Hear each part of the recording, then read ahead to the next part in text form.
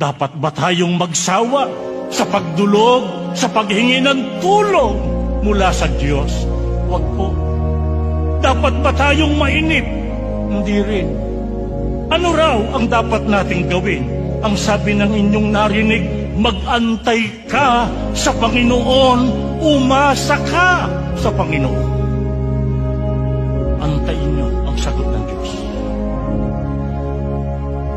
Kung ilang araw yan, kung ilang linggo, kung buwan, kung taon, antayin natin. Kung sa pag-aantay, diyan na tayo bumagsak, diyan na tayo malugmo, masabi niyo lang sa Kanya, Ama, hindi kita nakakalimutan.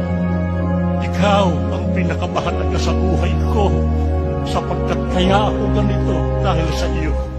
Kilala kita, at sa huling yugto ng buhay ko, pagkatapos ng mga panahong bigay mo, na ikaw ang naging una sa huling pagkakataon, bago ko matulog ng mahimbing, bago ko tuluyang ipikit ang aking mga mata, ikaw na rin ang magiging huli sa puso ko, sa damdamin ko, sa isipan ko.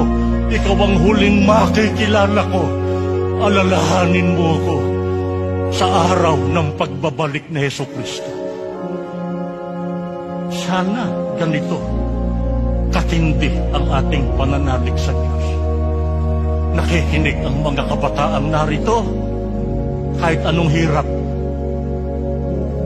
ang inyong danasin, uunahin niyo ang Diyos pagka kayo ay nakikipagkawa. Kahit anong problema ang inyong nasasagupan, uunahin niyo ang Diyos. Pagka kayo malayo sa magulang, katulad ng mga naritong nagsisipag-aral,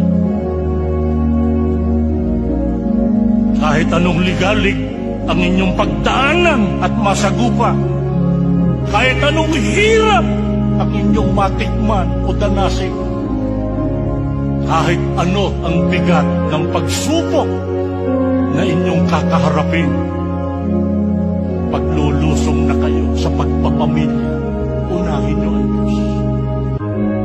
Masunod ang gusto niyo para mapabuti kayo at huwag kayong mapariwara. Ilingin natin sa Diyos yun sa pagkakataon. Nakikinig ang mga magulang, masabi niyo sa Diyos bago kayo umalis, alalahanin niya kayong lahat. Alalahanin niya ang buhay natin. Alalahanin niya ang inyong pamilya, na sana pagka natanaw niya na lubos ang ating tiwala at pananalig, huwag niya tayong pabayaan. Pag-unat siya ng kamay at igawad niya ang kanyang masaganang pagpapala sa atin.